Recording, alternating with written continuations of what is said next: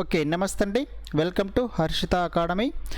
ఈరోజు మనము ఈ వీడియోలో 10th క్లాస్ బయాలజికల్ సైన్స్లోని సెకండ్ యూనిట్ అయినటువంటి శ్వాసక్రియ శక్తి ఉత్పాదక వ్యవస్థ అనేటువంటి పాఠం గురించి మనము ఈ వీడియోలో డిస్కస్ చేసుకుందాం. ఆల్రెడీ ఈ 10th బయాలజికల్ సైన్స్లోని మొదటి పాఠం అయినటువంటి పోషణ ఆహార సరఫరా వ్యవస్థ అనేటువంటి పాఠం గురించి మనము తెలుసుకోవటం జరిగింది. ఈ పాఠంలో జీవులు వాటి యొక్క జీవక్రియల కోసం అవి వివిధ రకాలైనటువంటి ఆహార పదార్థాలను తయారు చేసుకుంటాయని మరియు తీసుకుంటాయని మనం తెలుసుకోవడం జరిగింది. ఈ ఆహార పదార్థాలు అనేవి జీవులు తీసుకొని వాటిని జీర్ణ వ్యవస్థలో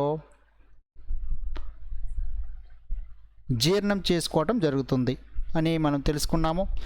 ఈ విధంగా జీర్ణమైనటువంటి ఆహార పదార్థాలు అనేవి చిన్న ప్రేగు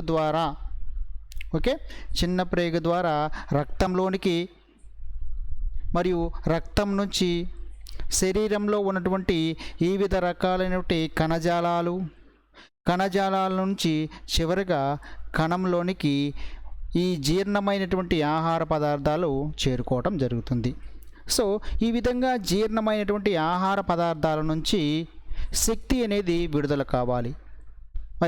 జీవులు వివిధ రకాలైన జీవక్రియల కోసం మరియు వివిధ రకాలైనటువంటి వాటి యొక్క విధుల కోసం వాటికి శక్తి అనేది కావాలి. ఆ శక్తి అంతా కూడా ఆ జీవులు తీసుకున్నటువంటి ఆహార పదార్థాల నుంచి లభించడం జరుగుతుంది. ఈ విధంగా జీర్ణక్రియ ఫలితంగా జీర్ణమైనటువంటి ఈ ఆహార పదార్థాల నుంచి శక్తి అనేది విడుదలకు ఇక్కడ మనము శ్వాసక్రియ అనేటువంటి జీవక్రియను జరుపుకోవడం జరుగుతుంది. అంటే జీర్ణమైనటువంటి ఆహార పదార్థాల నుంచి శక్తి విడుదల చేయడానికి శ్వాసక్రియ అనేటువంటి జీవక్రియ అనేది జీవులలో జరగాలి. ఈ శ్వాసక్రియ ఫలితంగానే జీవులలో శక్తి అనేది విడుదలవుతుంది. అందుకనే ఇక్కడ శ్వాసక్రియ శక్తి ఉత్పాదక వ్యవస్థ అని కింద క్యాప్షన్ కూడా ఇవ్వటం జరిగింది. కాబట్టి జీవులన్నీ కూడా శ్వాసక్రియ అనేటువంటి జీవక్రియను జరుపుకోవడం జరుగుతుంది. ఓకే, అసలు శ్వాసక్రియ అంటే ఏమిటి అనే దాని గురించి ఇప్పుడు మనం డిస్కస్ చేసుకుందాం. శ్వాసక్రియ అంటే ఏమిటి? ఇక్కడ మనం అనేక రకాలైన ఆహార పదార్థాలు తీసుకుంటాము. ఈ ఆహార పదార్థాల్లో అనేక రకాలైనటువంటి పోషకాలు అనేవి ఉంటాయి. పోషకాల్లో ముఖ్యంగా కార్బోహైడ్రేట్స్ మరియు ప్రోటీన్స్ మరియు కొవ్వులు. ఇవన్నీ కూడా ఏ విధంగా ఉన్నాయి? స్థూల అణువులుగా లేదా స్థూల పదార్థాలుగా లేదా బృహదాణువులుగా ఉంటాయి. ఈ విధంగా ఉన్నటువంటి ఈ పదార్థాలను స్థూల పదార్థాలను సూక్ష్మ లేదా సరళ లేదా ఇక్కడ శోషించదగినటువంటి పదార్థాలుగా మార్చేటువంటి ప్రక్రియనే మనము ఇక్కడ జీర్ణక్రియ అని చెప్పుకోవడం జరిగింది. జీర్ణక్రియ. ఈ జీర్ణక్రియ ఫలితంగా ఈ స్థూల పదార్థాలు లేదా బృహదాణువులు అనేవి ఈ రూపంలోనికి మార్చబడతాయి. వీటి నుంచి మనకి ఈ విధంగా సరళ పదార్థాల రూపంలోనికి మారినటువంటి ఈ అధస్థ పదార్థాలు అంటాం వీటిని. ఈ అధస్థ పదార్థాల నుంచి కార్బన్ డయాక్సైడ్ మరియు శక్తి విడుదల చేసేటువంటి ప్రక్రియనే మనము శ్వాసక్రియ అంటాము. ఒకసారి చూడండి. జీర్ణక్రియ ఫలితంగా ఇవి సరళ పదార్థాల రూపంలోనికి మార్చబడతాయి. ఈ విధంగా మార్చబడినటువంటి పదార్థాల నుంచి కార్బన్ డయాక్సైడ్ మరియు శక్తి విడుదలైనటువంటి ప్రక్రియనే లేదా శక్తి విడుదలకు తోడ్పడే ప్రక్రియనే మనము శ్వాసక్రియ అంటాము. వీటిని ఈ కార్బోహైడ్రేట్స్, ప్రోటీన్స్, ఈ కొవ్వు పదార్థాలనే మనము అధస్థ పదార్థాలుగా సేంద్రియ సేంద్రియ అదస్థ పదార్థాలు అంటాము. సో ఈ సేంద్రియ అదస్థ పదార్థాల నుంచి మనకి కార్బన్ డయాక్సైడ్ మరియు శక్తి అనేది విడుదలవుతుంది. ఈ విధంగా ఈ శక్తి విడుదల చేయుటకు ఉపయోగపడే ప్రక్రియనే మనము శ్వాసక్రియ అంటాము. ఓకే, ఒక్కసారి చూడండి. శ్వాసక్రియ అనగా సేంద్రియ అదస్థ పదార్థాలు అయినటువంటి ప్రోటీన్స్, కార్బోహైడ్రేట్స్, క్రొవ్వుల నుంచి కార్బన్ డయాక్సైడ్ శక్తి విడుదల చేసేటువంటి ప్రక్రియనే మనము శ్వాసక్రియ అంటాము. సో ఈ శ్వాసక్రియ అనేది అన్ని జీవుల్లో ఉన్నటువంటి కణాలలో జరుగుతుంది. అంటే అన్ని రకాల సజీవుల్లో మనకి ఈ శ్వాసక్రియ అనేది జరుగుతూ ఉంటుంది. ఓకే, నెక్స్ట్ ఈ శ్వాసక్రియ అనేటువంటి పదం మనకి రెస్పిరేషన్ అనేటువంటి ఇంగ్లీష్ పదం నుంచి ఏర్పడుతుంది. ఓకే, రెస్పిరేషన్ అనేది ఇంగ్లీష్ వర్డ్ అండి. సో ఈ రెస్పిరేషన్ అనేది రెస్పైర్ అనేటువంటి లాటిన్ వర్డ్ నుంచి రావడం జరిగింది. గుర్తుపెట్టుకోండి. మరి తెలుగులో శ్వాసక్రియ అంటాము, అదేవిధంగా మరి ఇంగ్లీష్లో రెస్పిరేషన్ అంటాము. ఈ రెస్పిరేషన్ అనేది రెస్పైర్ అనేటువంటి లాటిన్ పదం నుంచి రావడం జరిగింది. మరి తెలుగులో రెస్పైర్ అంటే రెస్పిరేషన్ అంటే పీల్చటం అని అర్థం. సో ఇక్కడ ఇది ఇంపార్టెంట్ అండి, ఇది గుర్తుపెట్టుకోవాలి. రెస్పిరేషన్ అనేటువంటి పదం రెస్పైర్ అనేటువంటి లాటిన్ పదం నుంచి రావడం జరిగింది. ఇక్కడ రెస్పిరేషన్ లేదా రెస్పైర్ అంటే పీల్చటం అని అర్థం తెలుగులో. ఓకే, నెక్స్ట్ మనకి ఇక్కడ ఆల్రెడీ మనము ఈ శ్వాసక్రియకు సంబంధించినటువంటి వాయువులు కార్బన్ డయాక్సైడ్ కావచ్చు మరియు ఆక్సిజన్ కావచ్చు, ఈ వాయువుల యొక్క ఆవిష్కరణ గురించి మనము 7th క్లాస్లో తెలుసుకోవడం జరిగింది. కార్బన్ డయాక్సైడ్ని ఎవరు ఏ విధంగా కనిపెట్టడం జరిగింది, ఆక్సిజన్ని ఎవరు ఏ విధంగా ప్రయోగాలు చేసి వాటిని ఆక్సిజన్ కనిపెట్టడం జరిగింది అని మనము 7th క్లాస్లో దీని గురించి మనం నేర్చుకోవటం జరిగింది. సో మళ్ళీ కూడా ఇక్కడ మళ్ళీ ఒకసారి క్లుప్తంగా నేర్చుకుందాం ఈ వాయువుల గురించినటువంటి ఇన్ఫర్మేషన్ గురించి.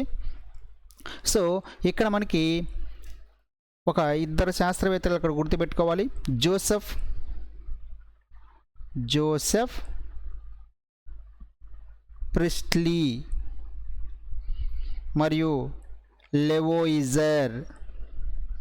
ఓకే, జోసెఫ్ ప్రిస్ట్లీ మరియు లెవోయిజర్ వీరిద్దరు శాస్త్రవేత్తలు వాయువుల యొక్క ధర్మాలను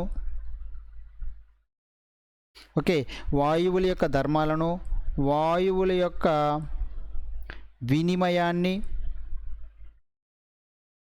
మరియు శ్వాసక్రియను గురించినటువంటి వాయువుల యొక్క ధర్మాలు, వాయువుల యొక్క వినిమయం మరియు శ్వాసక్రియలకు సంబంధించినటువంటి వాటి గురించి అనేక రకాలైనటువంటి ప్రయోగాలు చేసి వీటి గురించినటువంటి సమాచారాన్ని మనకి అందించడం జరిగింది. సో ఇక్కడ మనకి లెవోయిజర్ అనేటువంటి శాస్త్రవేత్త చూసినట్లయితే ఆయన అనేక రకాలైనటువంటి ప్రయోగాలు చేయడం జరిగింది ఈ వాయువుల పైన. ముఖ్యంగా ఈయన సున్నపు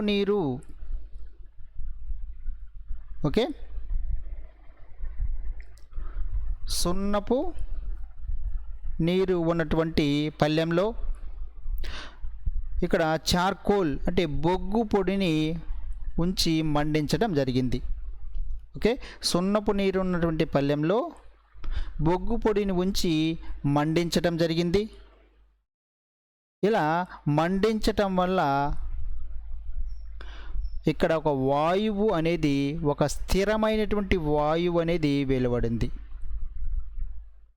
1 minute అండి. ఈ వాయువునే ఇక్కడ మనము స్థిరమైనటువంటి వాయువుగా గుర్తించడం జరిగింది.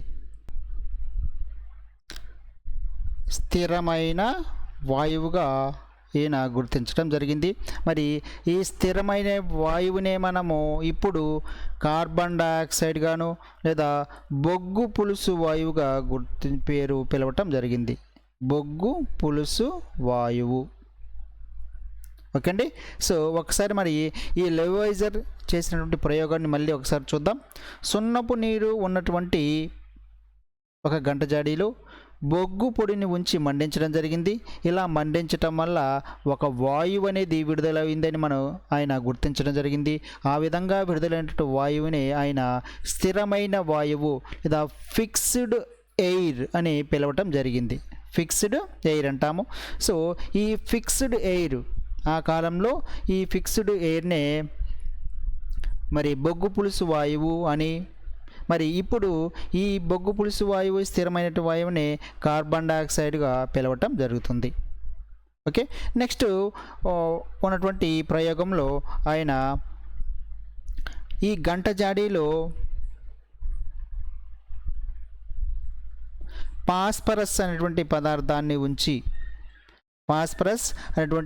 పదార్థాన్ని ఉంచి మండించడం జరిగింది. ఇలా మండించటం వల్ల ఫాస్ఫరస్ అనేది మండుతూనే ఉంది. అంటే ఇక్కడ ఈ ఫాస్ఫరస్ అనేది మండటానికి గాలిలో ఉన్నటువంటి ఏదో ఒక వాయువు అనేది సహాయపడింది అని ఆయన గుర్తించటం జరిగింది. సో ఈ విధంగా ఆయన చేసినటువంటి ఈ ప్రయోగాల ఫలితంగా ఒక పదార్థాన్ని లేదా లోహాన్ని దహనం చేసినప్పుడు లేదా మండించినప్పుడు ఈయన చేసినటువంటి ఈ ప్రయోగాల ఆధారంగా ఒక పదార్థాన్ని లేదా ఒక లోహాన్ని దహనం చేసినప్పుడు లేదా మండించినప్పుడు ఎలువడే వాయువులకు ఈ దహన ప్రక్రియ ఫలితంగా ఎలువడే వాయువులకు మరియు శ్వాసక్రియలో మనం పీల్చేటువంటి వాయువులకు స్పష్టమైనటువంటి తేడాలు ఉంటుందని ఆయన గుర్తించడం జరిగింది. నెక్స్ట్ అదేవిధంగా ఈయన ఈ లెవోయిజర్ చేసినటువంటి ప్రయోగాల ఫలితంగా శ్వాసక్రియలో 2 దశలు అనేవి ఉంటాయి అనే దాని గురించి గుర్తించడం జరిగింది. మరి ఈ 2 దశల్లో ఒక దశని గురించి మాత్రమే ఆయన క్లియర్గా తెలుసుకోవడం జరిగింది. మరి ఆ ఒక దశలో విడిసే గాలిలో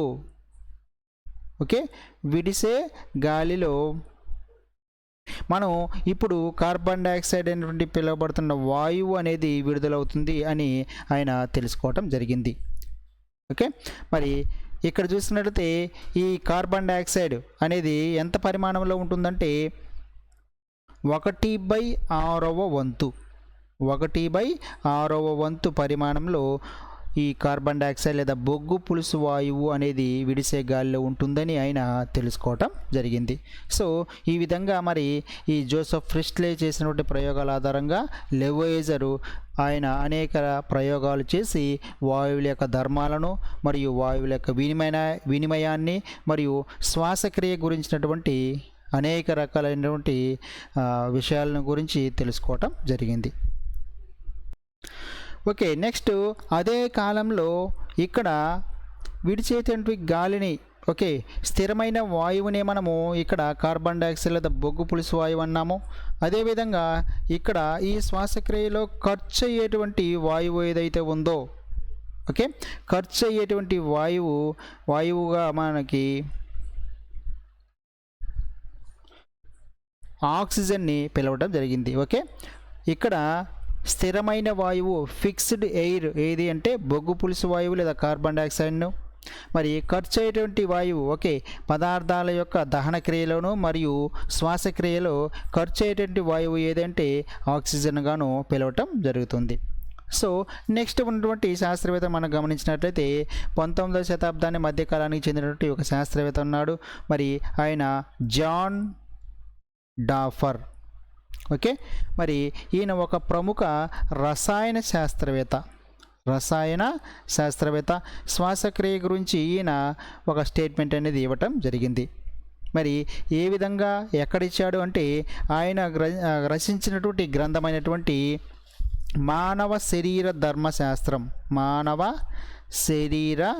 ధర్మశాస్త్రం అనేటువంటి గ్రంథంలో ఆయన శ్వాసక్రియ గురించి కొంత ఇన్ఫర్మేషన్ అనేది తెలియజేయటం జరిగింది. మరి ఈయన శ్వాసక్రియలో గ్రహించేటువంటి పదార్థాల్లో ముఖ్యంగా నీరు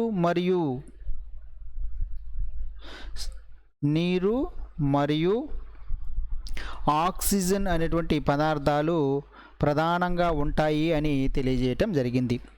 ఓకే, ఒకసారి మరి ఈయన చెప్పినటువంటి స్టేట్మెంట్ కూడా ఇక్కడ గుర్తుపెట్టుకోవాలి. జాన్ డాఫర్ అనేటువంటి శాస్త్రవేత్త, రసాయన శాస్త్రవేత్త, ఈయన మానవ శరీర ధర్మశాస్త్రం అనేటువంటి గ్రంథంలో ఈ శ్వాసక్రియ గురించి కొంత స్టేట్మెంట్ అనేది ఇవ్వటం జరిగింది. మరి ఈయన ప్రకారం శ్వాసక్రియలో ఉపయోగపడేటువంటి లేదా వినియోగించినటువంటి పదార్థాల్లో ముఖ్యంగా నీరు మరియు ఆక్సిజన్ ప్రధానంగా ఉంటాయి అని తెలియజేయటం జరిగింది. సో ఈ విధంగా మరి శ్వాసక్రియ గురించి ఈ వివిధ రకాల శాస్త్రవేత్తలు ఈ వివిధ రకాలైనటువంటి అనేక ప్రయోగాలు పరిశోధనలు చేసి మరి శ్వాసక్రియ గురించినటువంటి సమాచారాన్ని మనకి తెలియజేయటం జరిగింది. నెక్స్ట్, మానవుల్లో జరిగేటువంటి శ్వాసక్రియ ఏ విధంగా జరుగుతుంది, మరి శ్వాస వ్యవస్థ యొక్క నిర్మాణం ఏంటి, మరి శ్వాసక్రియ జరిగేటువంటి దశల గురించి మనం ముఖ్యంగా తెలుసుకోవడం జరుగుతుంది. సో మానవుని యొక్క శ్వాసక్రియలో ముఖ్యమైన అవయవాలుగా మనం ఊపిరితిత్తులుగా చెప్పుకోవడం జరుగుతుంది. ఊపిరితిత్తులు, లంగ్స్. ఓకే, ఊపిరితిత్తులు మనకి శ్వాసక్రియలో ప్రధానమైనటువంటి భాగాలుగా మనం చెప్పుకోవడం జరుగుతుంది. సో ఇప్పుడు మనము ఇక్కడ మానవుని యొక్క శ్వాసక్రియలో ఈ దశలు ఏ విధంగా ఏ దశల్లో జరుగుతుంది అనే దాని గురించి మనం చూద్దాం. మానవుని యొక్క శ్వాసక్రియ అనేది జీవ భౌతిక రసాయన ప్రక్రియల సంక్లిష్టమైనటువంటి చర్యగా మనం చెప్పుకోవడం జరుగుతుంది. అంటే ఈ శ్వాసక్రియ అనేది అత్యంత క్లిష్టమైనటువంటి జీవక్రియగా చెప్పుకోవడం జరుగుతుంది. మరి జీవ భౌతిక రసాయన సంక్లిష్టతో కూడుకున్నటువంటి చర్య ఏదంటే శ్వాసక్రియ. మరి ఈ శ్వాసక్రియ అనేది మానవుల్లో ఈ వివిధ దశల్లో జరుగుతుంది. మరి ఇక్కడ చూసుకున్నట్లయితే మొదటి దశ ఉచ్ఛ్వాస నిశ్వాసాలు, రెండవ దశ వాయువుల మార్పిడి అనేది జరుగుతుంది, మూడవ దశలో వాయువుల రవాణా అనేది జరుగుతుంది, నెక్స్ట్ వాయువుల మార్పిడి అనేది జరుగుతుంది, చివరిగా కణాల్లో కణ శ్వాసక్రియ అనేది జరుగుతుంది. సో ఈ విధంగా మానవుని యొక్క శ్వాస వ్యవస్థలో ఈ వివిధ దశలు అనేవి మనకి కనిపిస్తూ ఉన్నాయి. సో మొదటి దశను మనం గమనించినట్లయితే ఇక్కడ ఉచ్ఛ్వాస నిశ్వాసాలు అన్నాము. ఉచ్ఛ్వాసము అంటే గాలిని, బయట ఉన్నటువంటి గాలిని ఊపిరితిత్తుల్లోనికి, గాలిని ఎక్కడికి, ఊపిరితిత్తుల్లోనికి పీల్చేటువంటి చర్యలనే మనము ఉచ్ఛ్వాసం అంటాము. మరి నిశ్వాసం అంటే ఊపిరితిత్తుల్లో నుంచి గాలిని బయటకు పంపించేయటం జరుగుతుంది, దీన్ని మనం నిశ్వాసం అంటాము. సో ఉచ్ఛ్వాస నిశ్వాసాల్లో మనకి ఈ విధమైన ప్రక్రియ జరుగుతుంది. సో వీటి ఒక్కొక్క గురించి మనం డీటెయిల్గా నెక్స్ట్ మనం తెలుసుకుంటాం. నెక్స్ట్ మనకి వాయువుల మార్పిడి అనేది జరుగుతుంది. వాయుగోనులు రక్తం మధ్య వాయు మార్పిడి అనేది జరుగుతుంది. నెక్స్ట్ మరి ఈ విధంగా వాయుగోణుల నుంచి వాయువులు అనేవి రక్తంలోకి వెళ్ళిన తర్వాత రక్తం ద్వారా శరీరంలో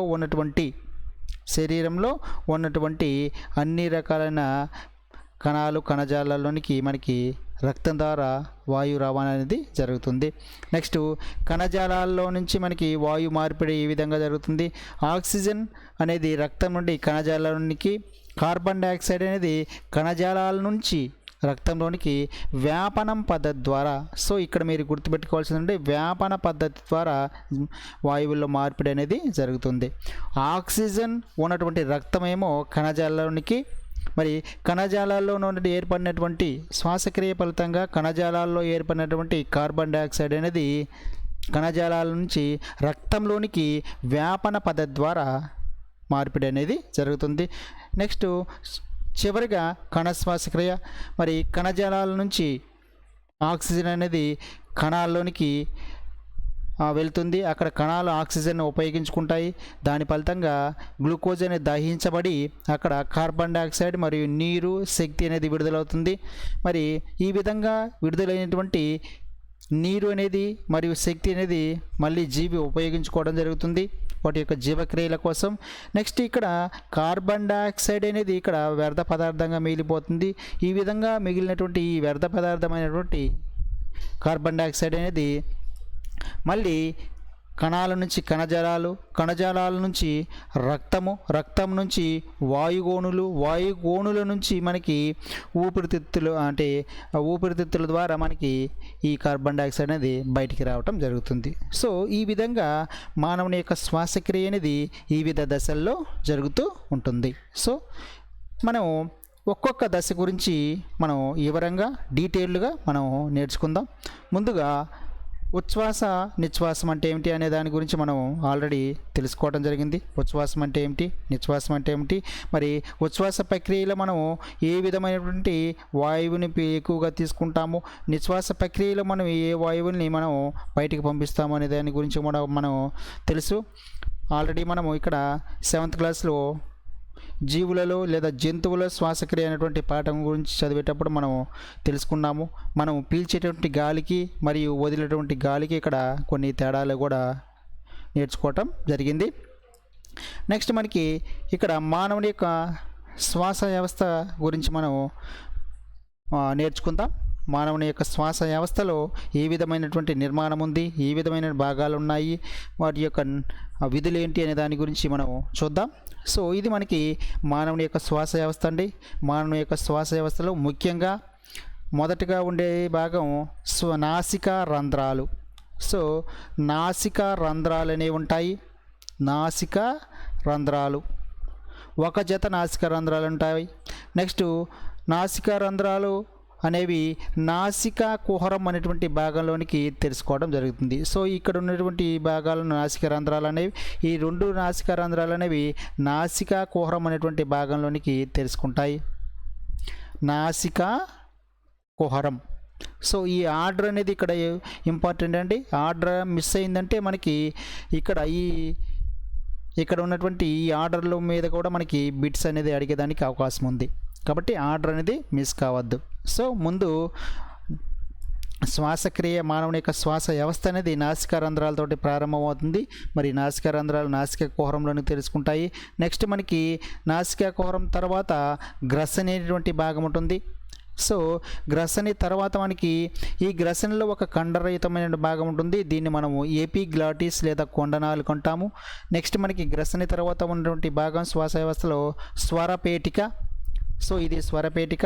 స్వరపేటిక అనేది మనకి ఒక గొట్టం లాంటి భాగం పొడవుగా ఉంటుంది. దీన్ని మనం వాయునాళం అంటాము. ఈ వాయునాళం అనేది సి ఆకారంలో ఉన్నటువంటి కండరాలతో నిర్మితమై ఉంటుంది. సో ఇది ఇక్కడ ఇంపార్టెంట్ అండి. మానవుని యొక్క శ్వాస వ్యవస్థలో ఒక గొట్టంలాగా ఉండే మరియు సి ఆకారంలో ఉన్నటువంటి కండరాలు కలిగి ఉన్నటువంటి భాగం ఏదంటే వాయునాళం, విండ్ పైప్. నెక్స్ట్ ఈ వాయునాళం అనేది కిందుగా వరకుహరంలోనికి ప్రవేశించి 2 నాళాలుగా డివైడ్ అవుతుంది. ఓకే, ఈ 2 నాళాలుగా మరి ఒకవైపు 2 ఊపిరితిత్తులోనికి 2 నాళాలు అనేవి, శ్వాసనాళాలు అనేవి చేరుకోవడం జరుగుతుంది. కుడివైపున శ్వాసనాళం కుడి ఊపిరితిత్తుల్లోనికి, ఎడమ వైపున శ్వాసనాళం అనేది ఎడమ ఊపిరితిత్తుల్లోనికి ప్రవేశిస్తుంది. సో ఇక్కడ మానవుని యొక్క శ్వాస వ్యవస్థ గురించి మనం డీటెయిల్డ్గా ఇక్కడ సీనియర్ ఇంటర్ జువాలజీలో మనం నేర్చుకోవడం జరిగింది. స్కూల్ అసిస్టెంట్ బయాలజికల్ సైన్స్ రాసే అభ్యర్థులు మీరు ఆ వీడియోని మీరు ఒకసారి చూడండి. దీని గురించినటువంటి డీటెయిల్స్ అనేవి మనకి ఇంకా డీప్గా ఉంటుంది. సో ఇది మనకి ఎస్జిటి రాసే అభ్యర్థులకు కూడా ఇది ఉపయోగపడుతుంది 10th క్లాస్ లెవెల్లో. ఓకే, మరి ఇంతవరకు సరిపోతుంది మనకి ఎస్జిటి రాసే అభ్యర్థుల కోసం. మరి స్కూల్ అసిస్టెంట్ బయాలజికల్ సైన్స్ రాసే అభ్యర్థులు ఇక్కడ సీనియర్ ఇంటర్ జువాలజీలో ఉన్నటువంటి శ్వాస వ్యవస్థ అనేటువంటి దాన్ని కూడా మీరు నేర్చుకోవాల్సి ఉంటుంది. సో నెక్స్ట్ ఈ శ్వాసనాలు అనేవి అనేక చిన్న చిన్న నాళికలుగా డివైడ్ అవుతాయి ఊపిరితిత్తుల్లోకి వెళ్ళగానే. సో వాటిని మనము శ్వాస నాళికలు అంటాం. ఓకే, శ్వాస నాళికలు. మరి ఈ శ్వాస నాళికల యొక్క చివరి భాగాన మనకి ఈ విధమైనటువంటి నిర్మాణాలతోటి అంతమవుతున్నాయి. వీటిని మనం వాయుగోణులు అన్నాము. ఓకే, మరి ఒకసారి మనం చూద్దామండి డయాగ్రామ్ రూపంలో. ఈ విధంగా మనకి శ్వాసనాళం అనేది ఉంటుంది. ఈ శ్వాసనాళం అనేది చిన్న చిన్న నాళికలుగా డివైడ్ అవుతుంది. వీటిని మనము శ్వాస నాళికలు అంటాము. ఈ శ్వాస నాళికల యొక్క చివరి భాగాన మనకి ఈ విధమైన నిర్మాణాలు కనిపిస్తూ ఉన్నాయి కదా. వీటిని మనము వాయుగోణులు లేదా వాయుకోశ గోణులు అంటాము. ఓకే, మరి ఊపిరితిత్తుల యొక్క క్రియాత్మకమైనటువంటి మరియు నిర్మాణాత్మకమైనటువంటి నిర్మాణాలు ఏవి అంటే ఇక్కడ ఉన్నటువంటి వాయుకోశాలు లేదా వాయుగోణులు అనేటువంటి భాగాలు. ఓకే అండి. సో ఈ వాయుకోశాలు లేదా వాయుగోణుల యొక్క వీటి ద్వారానే గాలి అనేది మార్పిడి అనేది జరుగుతుంది. సో దీని గురించినటువంటి ఇన్ఫర్మేషన్ నెక్స్ట్ తర్వాత వస్తుందండి. ఇక్కడ ఊపిరితిత్తుల యొక్క నిర్మాణాన్ని గమనించినట్లయితే ఎడమ వైపున ఉన్నటువంటి ఊపిరితిత్తి అనేది కొంచెం కిందుగా ఉంటుంది. ఓకే, కుడి వైపున ఉన్నటువంటి ఊపిరితిత్తుతో పోల్చుకున్నట్లయితే ఎడమ వైపున ఉన్నటువంటి ఊపిరితిత్తు అనేది కొంచెం కిందిగా ఉంటుంది. కారణం ఏమిటి అనగా ఇక్కడ మనకి ఎడమ వైపున మన యొక్క హృదయం అనేది ఉంటుంది కాబట్టి మనకి ఎడమ వైపున ఉన్నటువంటి ఊపిరితిత్తి కుడి వైపున ఉన్నటువంటి ఊపిరితిత్తు కంటే కొంచెం కిందుగా ఉంటుంది. ఓకే అండి. సో ఇది మనకి మానవుని యొక్క శ్వాస వ్యవస్థ దాని యొక్క నిర్మాణం. కాబట్టి ఇక్కడ మనం కంపల్సరిగా ఈ ఆర్డర్ అనేది మనం మిస్ కాకూడదండి. ఇక్కడ ఆర్డర్ మిస్ అయ్యామంటే మనకి దాని గురించినటువంటి ఇన్ఫర్మేషన్ మనకి తెలియదండి. ఎక్కడి నుంచి ఎక్కడికి వెళ్తుంది వాయువు అనేది, ఎక్కడ ఏ విధంగా మారుతుంది అనేది మనం కన్ఫ్యూజన్ అయ్యేదానికి అవకాశం ఉంది. కాబట్టి ఖచ్చితంగా మనకు ఇక్కడ ఆర్డర్ అనేది గుర్తుపెట్టుకోవాలి. ఒక ఫ్లో చార్ట్లో మనం దీని గురించినటువంటి ఇన్ఫర్మేషన్ మనం చూద్దాం. ఒకసారి చూడండి. సో ఇది మనకి ఫ్లో చార్ట్ అండి, మానవుని యొక్క శ్వాస వ్యవస్థ గురించినటువంటి. ముందు నాసిక రంధ్రాలు, నాసికా కుహరం, గ్రసని, స్వరపేటిక, వాయునాళం, శ్వాసనాళాలు, శ్వాసనాళికలు, వాయుకోశ గోణులు, రక్తం. ఓకే, ఈ ఆర్డర్ అనేది గుర్తుపెట్టుకోవాలి. సో ఇప్పుడు బయట ఉన్నటువంటి గాలి అనేది నాసికా రంధ్రాల సాయంతో నాసికా కుహరాన్ని చేరుతుంది. మరి ఈ నాసికా రంధ్రాలు ఎందుకు ఉపయోగపడుతాయంటే బయట ఉన్నటువంటి గాలిని పీల్చడానికి నాసికా రంధ్రాలు అనేవి ఉపయోగపడతాయి. మరి నాసికా కుహరాన్ని చేరగానే నాసికా కుహరంలో ఇక్కడ రెండు ముఖ్యమైనటువంటి భాగాలు ఉన్నాయండి. నాసికా కుహరంలో రోమాలు అనేది కలిగి ఉంటుంది మరియు తేమను కలిగి ఉండటం జరుగుతుంది. ఓకే, నాసికా కుహరం అనేది రోమాలను మరియు తేమను కలిగి ఉంటుంది. ఇవి రెండు కలిగి ఉండటం వల్ల, ఓకే, నాసికా కుహరం వీటిని కలిగి ఉండటం వల్ల గాలిలో ఉన్నటువంటి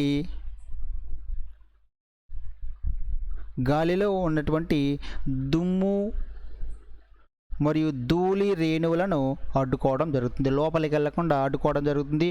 మరియు గాలి యొక్క ఉష్ణోగ్రతను క్రమబద్ధీకరించడం జరుగుతుంది. గాలి యొక్క ఉష్ణోగ్రతను. సో బయట ఉన్నటువంటి గాలిలో ఉష్ణోగ్రతకి మరియు మన శరీరంలో ఉన్నటువంటి ఉష్ణోగ్రతకి తేడా ఉంటుంది.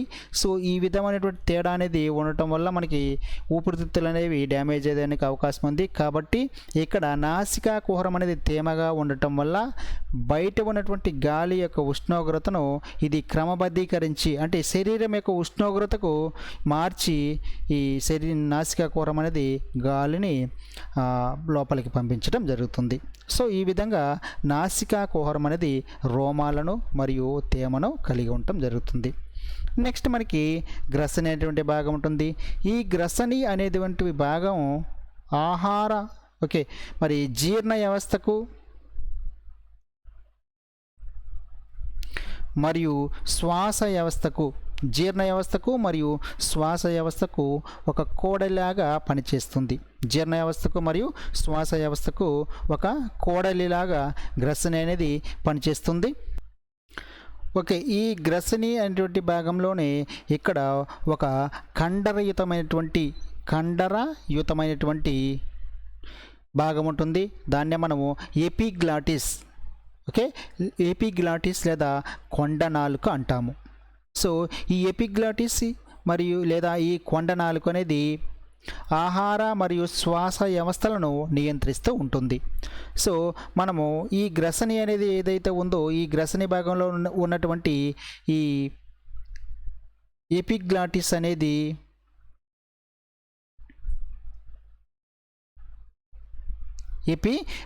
అనేటువంటి భాగం